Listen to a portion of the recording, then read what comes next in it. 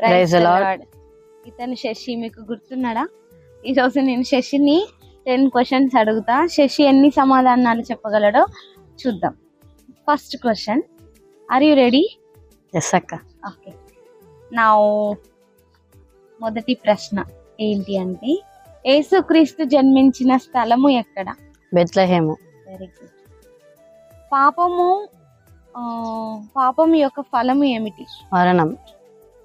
యెహోవా నా కాపరి అనే వాక్యం ఎక్కడ వ్రాయబడి ఉంది? కీర్తనలు 23:1. Very good. ఫోర్త్ క్వశ్చన్, ఇస్సాకుకి ఎంతమంది కుమారులు? 2. కలగూర వంటకము అంటే ఏమిటి? చిక్కుడుగాయల కూర.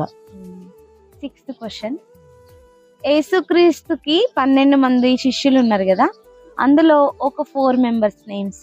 యోహాను, యాకోబు, పేతురు, ఇస్కరియోతు, యూదా. Very good. Now seventh question or sixth? 7th. అబ్రహాము హాగరు, షారాయిని కాకుండా ఇంకొకరిని కూడా వివాహం చేసుకుంటాడు. తన పేరు? కెతురా. నౌ ఎయిత్ వన్,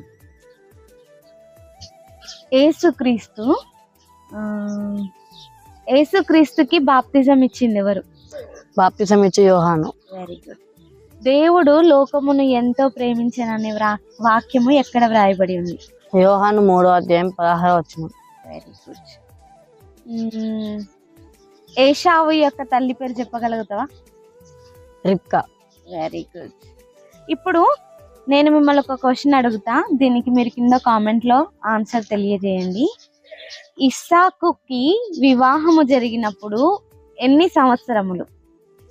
ఇస్సాకుకి వివాహము జరిగినప్పుడు ఎన్ని సంవత్సరములు? దీనికి ఆన్సర్ శశిధర్కి తెలుసు. దీనికి ఆన్సర్ మీకు తెలిస్తే కింద కామెంట్ లో తెలియజేయండి. Thank you. Praise the lord.